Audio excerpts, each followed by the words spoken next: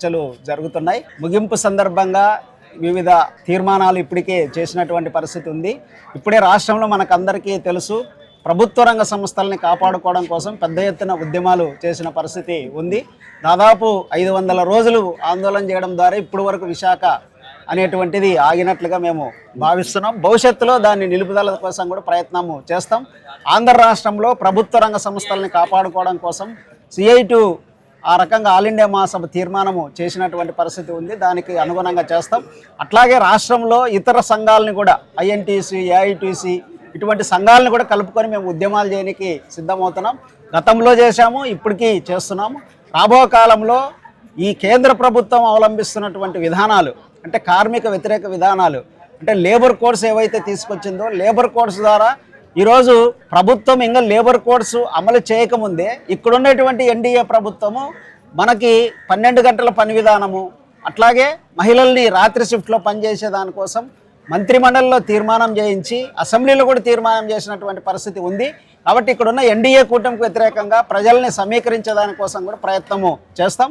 దీనికి మనకి సంయుక్త కిసాన్ మోర్చా అంటే వ్యవసాయ కార్మిక సంఘం, కౌలు రైతు సంఘం, రైతు సంఘం కూడా కలుపుకొని గ్రామీణ స్థాయి వరకు కూడా ఇటువంటి ఆందోళన అంటే ప్రభుత్వ విధానాలకు వ్యతిరేకంగా ప్రజల్ని సమీకరించడం కోసం సంయుక్త కిసాన్ మోర్చా, ట్రేడ్ యూనియన్స్ ఏవైతే మన CITA కాకుండా INTC, AITC, TUTC ఇటువంటివి అన్ని సంఘాలను కూడా IFTU లాంటి సంఘాలను కూడా కలుపుకొని మేము ముందుకు పోవడం కోసం ఈ రకంగా ఈ మహాసభ సందర్భంగా ఆ రకమైనటువంటి పిలుపు ఇవ్వడానికి సిద్ధమవుతున్నామని చెప్పి తెలియజేస్తున్నాం. ఓకేనా, thank you sir. Thank you. December 31 నుంచి విశాఖ జిల్లాలో ఆల్ ఇండియా CI2 18వ మహాసభలు జరుగుతున్నాయి. అందులో భాగంగా దేశవ్యాప్తంగా కాశ్మీర్ నుంచి కన్యాకుమారి వరకు కార్మికులందరూ కూడా విశాఖపట్నం వచ్చున్నారు. ఇందులో గత 3 సంవత్సరాల పాటు జరిగిన పోరాటాలు, రాబోయే 3 సంవత్సరాల పాటు తీసుకోవాల్సిన నిర్ణయాలపై చర్చలు జరుగుతున్నాయి. ఆ చర్చల్లో భాగంగా మనకు ఆంధ్ర రాష్ట్రంలో కర్నూలు జిల్లా అంటే రాష్ట్రంలో ప్రధానమైన ఒక కేంద్రము. ఆ కేంద్రం నుంచి జిల్లా కార్యదర్శి గారు అంజిబాబు గారు వచ్చున్నారు మనకు. ఆ జిల్లా పరిస్థితులు గత 3 సంవత్సరాలు ఏం పోరాటాలు జరిగాయి, కేంద్ర రాష్ట్ర ప్రభుత్వాలు అవలంబిస్తున్న విధానాలు ఏంటి, వాటి మీద చర్చించడానికి మనతో పాటు అంజిబాబు గారు ఉన్నారు. వారిని అడిగి తెలుసుకుందాం. నమస్తేనా. గత 3 సంవత్సరాల్లో కర్నూలు జిల్లాలో జరిగిన పోరాటాలు ఏంది, దాదాపు మున్సిపల్, హమాలి ఇవన్నీ కూడా మీరు చేశారు. 42 రోజుల పాటు క్లాప్ వర్కర్స్, మున్సిపల్లో ఎవరైతే డ్రైవర్లుగా ఉన్నారో వాళ్ళ సమస్య పరిష్కారం కోసం చేశారు. ఎటువంటి పరిణామాలను ఎదుర్కొన్నారో, అసలు ఆ సమ్మె ఎందుకు చేయవలసి వచ్చింది? కర్నూలు మున్సిపల్ పరిధిలో అంటే నగరపాలక సంస్థలో దాదాపు 100 మంది క్లాబ్ డ్రైవర్స్ అంటే స్వచ్ఛాంధ్ర అనేటువంటి దాంట్లో పనిచేస్తున్నటువంటి క్లీన్ ఆంధ్రప్రదేశ్ అనే పేరుతో పనిచేస్తున్న స్వచ్ఛాంధ్రప్రదేశ్లో పనిచేస్తున్నటువంటి 100 మంది డ్రైవర్సు దాదాపు 17 నెలలు వేతనాలు పెండింగ్ ఉన్న సందర్భంగా మేము ఆందోళన ప్రారంభించాం. పెండింగ్ వేతనాలు ఇవ్వాలని చెప్పి అంటే మేము ఆందోళన చేస్తున్నాం అనేటువంటి పేరుతో మొత్తం 100 మందిని తొలగించడం అనేటువంటిది జరిగింది విధుల నుంచి. మేము ఆ వేతనాలు ఇవ్వాలని చెప్పి దాంతోపాటు వాళ్ళని మళ్ళీ విధుల్లోకి తీసుకోవాలని చెప్పి వివిధ రూపాల్లో మేము ఆందోళనలు నిర్వహించడం అనేటువంటిది జరిగింది. దాదాపు 42 రోజులు సమ్మె నిర్వహించడం అనేటువంటిది జరిగింది. దీన్ని సమ్మెను విచ్ఛిన్నం చేయడానికి నగరపాలక సంస్థ అధికారులు అనేక కుట్రలు చేశారు. అంటే ఆ స్థానంలో కొత్త వాళ్ళని పెట్టుకోవడం కోసం ప్రయత్నం చేయడం, అట్లాగే ఆ ప్లేసులో అంటే ఆ పనిని వివిధ ట్రాక్టర్ల ద్వారా లేదంటే లారీల ద్వారా తొలగించడానికి కోసం ప్రయత్నం చేయడం, అటువంటి ప్రయత్నాలు చేసినప్పుడు వాటిని మేము అడ్డుకోవడం కూడా జరిగింది. అంతేకాకుండా వాళ్ళు మా సమస్య పరిష్కరించడం లేదని చెప్పి చెత్తను తీసుకొని వచ్చి మున్సిపాలిటీలో వేయడం, రోడ్ల మీద వేసి నిరసన వ్యక్తం చేయడం, అట్లాగే రకరకాల ఆందోళనలు అంటే ప్రజాప్రతినిధులు ప్రధానంగా మేయర్ ఇంటిని ముట్టడించడం ఇటువంటి కార్యక్రమాలు చేసిన తర్వాత అట్లాగే కంటిన్యూగా దీక్షలు రోడ్డు పైన కూర్చోవడం అనేటువంటి చేసిన తర్వాత తప్పనిసరి పరిస్థితుల్లో మున్సిపల్ అధికారులు దిగొచ్చి 17 నెలల వేతనాలు ఇవ్వడంతో పాటు మళ్ళీ వాళ్ళని అందరినీ కూడా పనిలోకి పెట్టుకున్నటువంటి పరిస్థితి ఉన్నది. ఆ రకంగా మా జిల్లాలో జరిగినటువంటి ముఖ్యమైనటువంటి ఆందోళనలు అది ఒక కీలకమైనటువంటి ఆందోళనగా మేము భావిస్తున్నాం. ఆ రకంగా విజయము అంటే సస్టైన్డ్గా ప్రోగ్రాము నిరంతరము చేయడం ద్వారా అది విజయం సాధించినామని చెప్పి ఈ సందర్భంగా చెప్పదలుచుకున్నాం. అట్లాగే ఇంకొక పోరాటము జనరల్ హాస్పిటల్ అంటే ప్రభుత్వ హాస్పిటల్లో పనిచేస్తున్నటువంటి సెక్యూరిటీ గార్డ్సు, స్వీపర్సు ఇటువంటి వాళ్ళకి కనీస వేతనాలు ఇవ్వడం లేదు. కనీస వేతనాలు ఇవ్వాలని చెప్పి అట్లాగే వాళ్ళకి ఉద్యోగ భద్రత కల్పించాలని చెప్పి ఆ రకంగా ఆందోళన చేసిన సందర్భంగా ఒక 3-4 కార్మికుల్ని తొలగించడం జరిగింది. అంటే ఆందోళన చేసినందుకే తొలగించడం జరిగింది. వాళ్ళని తీసుకోవడం కోసం కూడా మేము నిరంతరం ఆందోళన చేసి మళ్ళీ వాళ్ళని పనిలోకి పెట్టించడం, వేతనాలు పెంచడం అనేటువంటిది కూడా జరిగింది. అట్లాగే కర్నూలులో మార్కెట్ యార్డు, దాంట్లో దాదాపు 1000 మంది అమాలి కార్మికులు పనిచేస్తారు. పెద్ద మార్కెట్ యార్డు ఇది, జిల్లాలోనే ఒక పెద్ద మార్కెట్ యార్డు. ఈ జిల్లాలే కాకుండా పక్క రాష్ట్రాలు, రాయచూరు లాంటి రాష్ట్రాలు, బళ్ళారి లాంటి జిల్లా, రాయచూరు లాంటి జిల్లా, పక్కనున్నే తెలంగాణ నుంచి మహబూబ్ నగర్, గద్వాల జిల్లాల నుంచి కూడా ఈ అంటే ఈ రైతులకు సంబంధించినటువంటి ఉత్పత్తులు వస్తుంటాయి. అటువంటి దాంట్లో అమాలీల సమస్యలపైన కూడా నిరంతరం ఆందోళన చేయడం జరిగింది. అంటే వాళ్ళకి సేఫ్టీ, అంటే వాళ్ళకి సంబంధించినటువంటి నీడ లేకుండా ఓపెన్గా పనిచేయాల్సినటువంటి పరిస్థితులు రావడం, అందుకనే దాని మీద ఆందోళన చేసిన తర్వాత ఈరోజు షెడ్లు నిర్మించడం అనేటువంటిది జరిగింది. అట్లాగే మహిళా కార్మికులు దాదాపు 1000 మంది, దాంట్లో 500 మంది మహిళా కార్మికులు పనిచేస్తారు. వాళ్ళకి సరైనటువంటి వసతులు ఉండడం లేదు, అందుకని వాళ్ళకి టాయిలెట్స్ అటువంటి విషయాలపైన కూడా ఆందోళన చేయడం జరిగింది.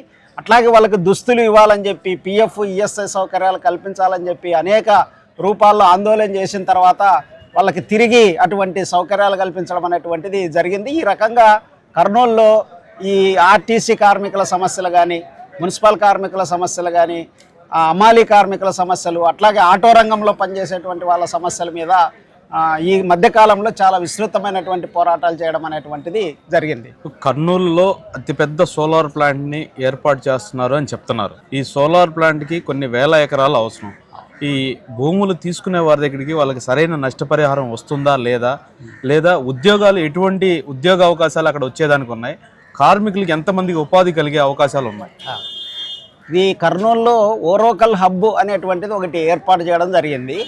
ఈ ప్రాంతంలో 1000 ఎకరాలు, ఇప్పుడే ఓరోకల్లు మండలము శకునాల గ్రామంలో 1000 ఎకరాలు తీసుకున్నారు, అంటే సోలార్ కోసం. ఇదంతా కూడా వెంట ఉండి నడిపిస్తున్నటువంటి వాళ్ళు అదానీ కంపెనీకి 1000 ఎకరాలు కట్టబెట్టడం జరిగింది. అంతేకాకుండా అదే మండలంలో ఉయ్యాలవాడ అనేటువంటి గ్రామంలో కూడా ఇప్పటికి మళ్ళీ 1000 ఎకరాలు తీసుకుంటున్నారు. ఈ రకంగా 1000 ఎకరాలు సోలార్ కంపెనీకి భూములు ఇస్తున్నారు తప్ప దానివల్ల అక్కడ స్థానికులకు ఒక్క ఉద్యోగం కూడా వచ్చేటువంటి పరిస్థితి లేదు. అంటే వేల ఎకరాలు రైతుల భూములేమో తీసుకుంటున్నారు. నష్టపరిహారం విషయంలో కూడా వాళ్ళకి రావాల్సినటువంటి నష్టపరిహారము ఇవ్వడం లేదు. ఎక్కడైతే ఆందోళన చేస్తున్నామో కొంచెం పెంచి ఇవ్వడం తప్ప మరొకటి లేదు. ప్రభుత్వము వాళ్ళని బెదిరించి లేదంటే వాళ్ళని ఒప్పించి కలెక్టర్ కూడా జోక్యం చేసుకొని ఆ ప్రాజెక్టులు వస్తే వాళ్ళకి ఉపయోగం ఉంటుంది అనేటువంటి పేరుతో చెప్పడము, ఆ రకంగా స్థానికులకు మాత్రం ఏమాత్రం ఉపయోగం లేకుండా రైతులకు నష్టపరిహారం సరైన పద్ధతులు ఇవ్వకుండా ఆ భూములు తీసుకోవడం అనేటువంటిది జరుగుతుంది. అట్లాగే కర్నూలు జిల్లాలోనే ఆలూరు ప్రాంతంలో మనేకుర్తి అనేటువంటి చోట ఒకటి గ్రిడ్ ఏర్పాటు చేస్తున్నారు. ఆ గ్రిడ్ కోసమని 1000 ఎకరాల భూములు తీసుకుంటున్నారు. అక్కడేమో రేటేమో 18 లక్షలు విలువ, 32 లక్షలు విలువ చేస్తుంది. కానీ వాళ్ళకు మాత్రం 10 లక్షలు 12 లక్షలు రైతులకు ఇవ్వడం కోసం సిద్ధమవుతున్నారు. పైగా దీనివల్ల ఏమైనా ఉపయోగం ఉందా అంటే అక్కడ ఉన్నటువంటి వాళ్ళకి ఊరికి ఉద్యోగాలు వచ్చేటువంటి పరిస్థితి లేదు. ఆ భూములు ఏమో చాలా విలువైనవి. ఆ ఊర్లో ఉండేటువంటి వాళ్ళు దాదాపు 60% మందికి ఆ భూములే ఆధారం. ఆ భూములు కనుక పోతే వాళ్ళు ఆ ఊరు ఇడిచిపెట్టి వేరే ప్రాంతానికి వెళ్లాల్సిందే తప్ప అక్కడ బతికేటువంటి పరిస్థితి లేదు. దీనికి ప్రత్యామ్నాయంగా పక్కనే కొండలు గుట్టలు ఉన్నటువంటి పనికిరాని భూములు ఉన్నాయి. దాన్ని ప్రత్యామ్నాయం చూపించినా వాటిని తీసుకోకుండా ఆ భూమే మాకు సెలెక్ట్ చేసినారనేటువంటి పద్ధతిలో వాళ్ళని బలవంతంగా చేస్తున్నటువంటి పరిస్థితి ఉంది. కాబట్టి ఈ రకంగా కర్నూలు జిల్లాలో 1000 ఎకరాలు, దాదాపు 5000 ఎకరాలని రైతుల దగ్గర నుంచి భూములు లాక్కుంటున్నారు. మేము సిఐటికి దీన్ని వ్యతిరేకిస్తూ ఆందోళన చేయడం అనేటువంటిది జరుగుతుంది. అట్లాగే ఓరోకల్ హబ్ అనేటువంటిది ఏదైతే ఉందో ఆ ఓరోకల్ హబ్లో ఇప్పటికే విమానాశ్రయం వచ్చింది, 100 ఎకరాలు ఇచ్చారు. అట్లాగే అక్కడ జైరాజ్ స్టీల్ ప్లాంట్ అని చెప్పి ఒకటి వచ్చింది, దాదాపు 500 ఎకరాలు ఇచ్చారు. అట్లాగే ఇప్పుడు డ్రోన్స్ అనేటువంటి పేరుతో కంపెనీలు వస్తున్నాయి. అట్లాగే వాటర్ బాటిల్స్ ఇట్లా తయారు చేసేటువంటి వాటిని కూడా ఈరోజు అక్కడ రిలయన్స్ వాళ్ళు ఏర్పాటు చేస్తున్నారు. కానీ స్థానికులకు మాత్రం ఒక్క ఉద్యోగం కూడా వచ్చేటువంటి పరిస్థితి లేదు. అక్కడున్న దాదాపు 5-6 గ్రామాల రైతులు భూములు కోల్పోయినారు.